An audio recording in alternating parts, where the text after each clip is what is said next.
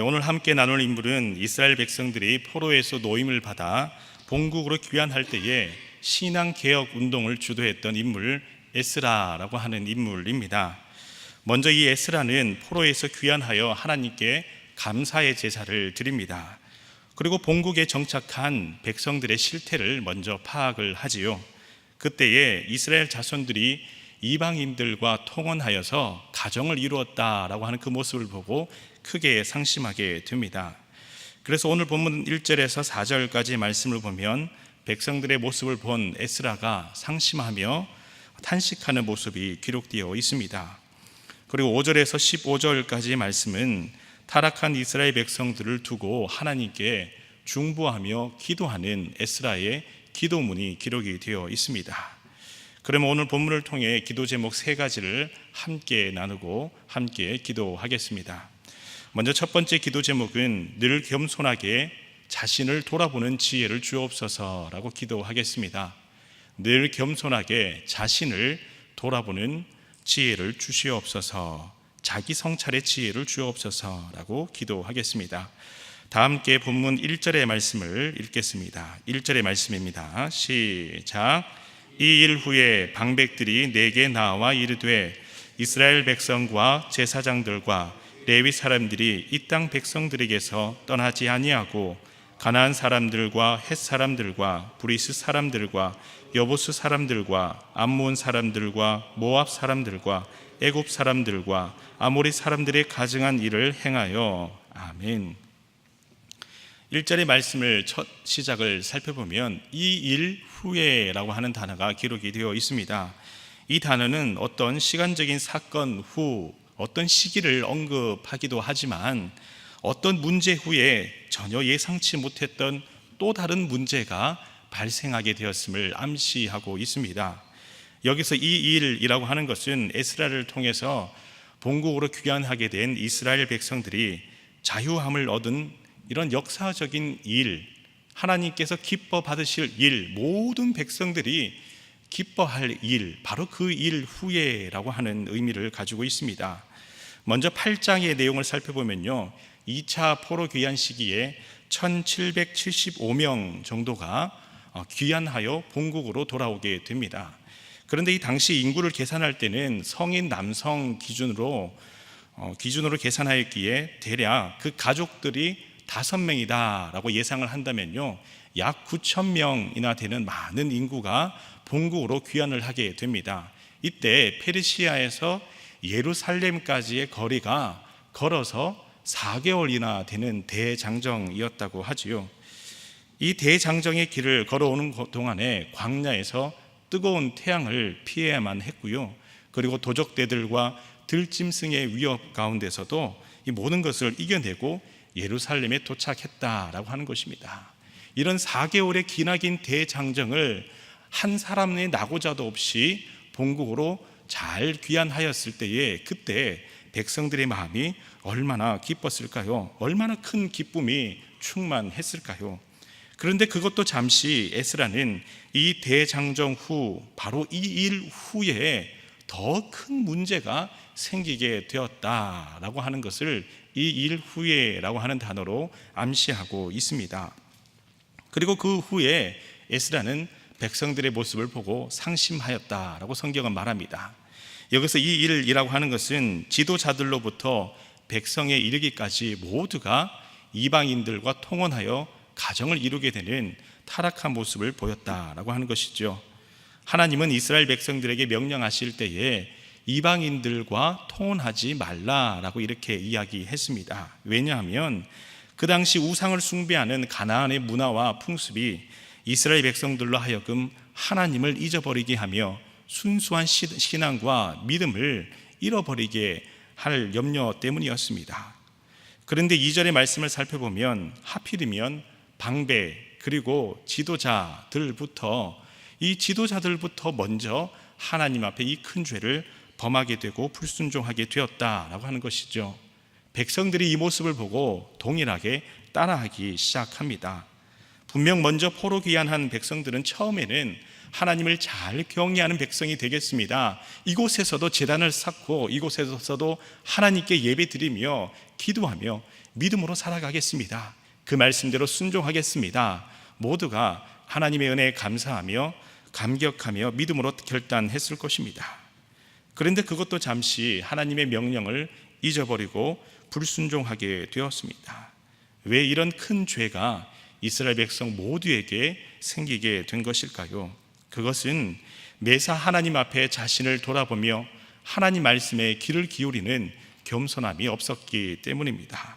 바꾸어 말하면 이스라엘 백성들은 하나님의 말씀대로 순종하는 믿음의 훈련과 경건의 훈련이 부족하였다라고 생각해 볼 수 있습니다. 이스라엘 백성들에게 필요한 영적인 연단은 큰 믿음의 역사를 경험하기에 앞서서 매사 작은 일에 하나님 앞에 늘 감사하며 그 작은 일들을 통하여서 하나님의 역사하심에 감사할 수 있는 마음가짐이었습니다.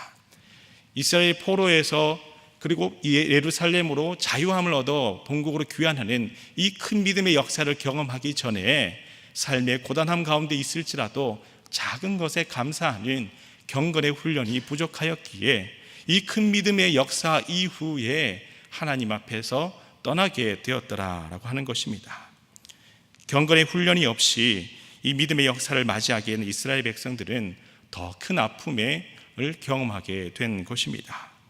이와 같이 이스라엘 백성들의 모습을 반면교사 삼아 하나님의 말씀처럼 선줄로 생각하거든 넘어질까 조심하라 라고 하는 고린도전서 10장 12절의 말씀과 같이 늘 겸손함으로 하나님 앞에 자신을 돌아보며 하나님의 뜻이 무엇인지 그리고 그 하나님의 말씀에 작은 것에도 감사하는 겸손한 마음을 가진 여러분 모두가 되시기를 간절히 소망합니다. 두 번째 기도 제목은 하나된 공동체 의식을 가지게 하소서라고 기도하겠습니다. 하나된 공동체 의식을 가지게 하소서라고 기도하겠습니다. 다 함께 본문 6절의 말씀을 읽겠습니다. 본문 6절의 말씀입니다. 시작. 말하기를 나의 하나님이여 내가 부끄럽고 낯이 뜨거워서 감히 나의 하나님을 향하여 얼굴을 들지 못하오니 이는 우리 죄악이 많아 정수리에 넘치고 우리 허물이 커서 하늘에 미침이니이다. 아멘. 에스라는 이스라엘 백성들의 이 큰 죄악을 목격하고 6절부터 15절까지 하나님 앞에 엎드려 중보하며 기도하기 시작합니다. 이 에스라의 중보 기도문을 살펴보면 주목할 만한 단어가 여러 가지 단어가 나타납니다. 그것은 우리라고 하는 단어입니다. 하나님 저의 죄를 용서해 주십시오 라는 것이 아니고요, 저들의 죄를 용서해 주십시오 라고 하지 않고 우리의 죄를 용서해 주십시오 라고 하며 모든 기도의 문에는 우리라고 하는 단어가 27번이나 기록이 되어 있습니다. 바꾸어 말하면 에스라는 백성들의 잘못 하나하나를 날카롭게 먼저 지적하기보다는 오히려 자신과 백성들이 모두가 하나님 앞에 범죄하였음을 동일하게 고백하며 지도자로서의 책임감을 통감하고 백성들의 잘못이기도 하지만 이것은 나의 잘못이기도 하다, 우리 모두의 잘못임을 하나님 앞에 품으며 기도하기 시작했다라는 것입니다. 예수님께서도 십자가에 못 박히신 그 이유는 우리의 죄악 때문이었음에도 불구하고 우리 모두의 죄를 위해 기도하고 그리고 우리 모두의 죄를 위하여 십자가에 친히 달리셨습니다. 그래서 예수님께서 말씀하신 가장 큰 계명은 서로 사랑하라. 하나님께서 너희를 사랑하신 것 같이 너희도 서로 사랑하라 라고 이렇게 말씀하셨습니다. 예수님의 말씀과 같이 에스라 또한 백성들의 잘못을 먼저 지적하기보다는 함께 아파할 줄 아는 사람이 되었습니다. 그리고 그 문제를 함께 해결하고자 공동체 모두를 위하여 하나님 앞에 먼저 기도하기 시작했던 것입니다. 여기서 우리가 알 수 있는 중요한 교훈은 우리라고 하는 이 공동체 의식을 가지고 하나님 앞에 기도할 때에 잘못을 지적하기보다도 함께 아파하며 함께 엎드릴 때에 하나님께서 그 기도를 들으시고 모든 백성들의 죄를 사해 주셨다라고 하는 것입니다. 우리라고 하는 이 공동체 의식, 하나 되는 마음이 하나님의 마음을 바꾸셨다라고 하는 것입니다. 에스라의 진정성 있는 뜨거운 눈물의 기도로 모든 백성들은 하나같이 자신의 죄를 자복하며 회개하는 신앙개혁 운동이 일어나게 되었습니다. 여러분, 만약 에스라가 눈앞에 보이는 백성들의 잘못을 먼저 지적하기만 했다면 여러 분파로 나뉘고 서로 다투는 분열이 조장되었을 것입니다. 만약 에스라가 권력으로 이 문제를 해결하고자 했다면 백성들 모두의 진정 어린 회개를 불러올 수 없었을 것입니다. 그러나 에스라는 우리 모두의 잘못입니다. 저의 잘못이기도 하고 백성들의 잘못이기도 하지만 누구를 탓하겠습니까? 우리 모두의 잘못입니다. 가장 먼저 하나님 앞에 엎드려 함께 기도하기를 다짐하며 믿음으로 결단했던 것입니다. 이와 같이 우리 모두라는 공동체의식을 가지고 함께 하나님 앞에 설 때에 하나님께서 그 기도를 받으시고 그 걸음 가운데 십자가의 한없는 사랑으로 역사하여 주실 줄 믿습니다. 세 번째 기도 제목은 하나님의 뜻을 따라 기도하는 마음을 주옵소서라고 기도하겠습니다. 하나님의 뜻을 따라 기도하는 마음을 저에게 주옵소서라고 기도하겠습니다. 다 함께 본문 15절의 말씀을 읽겠습니다. 15절의 말씀입니다. 시작. 이스라엘의 하나님 여호와여, 주는 의로우시니 우리가 남아 피한 것이 오늘날과 같사옵거늘 도리어 주께 범죄하였사오니 이로 말미암아 주 앞에 한 사람도 감히 서지 못하겠나이다 하니라. 아멘. 에스라는 이 나라의 지도자들로부터 백성에 이르기까지 모두가 하나님께 불순종한 모습을 보고는 크게 상심하며 탄식하며 기도하였습니다.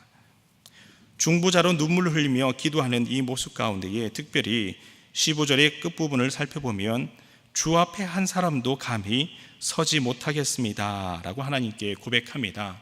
신약 성경 로마서 3장 23절의 말씀을 보면 모든 사람이 죄를 범하였음에 하나님의 영광에 이르지 못하였다라고 하는 말씀과 같습니다.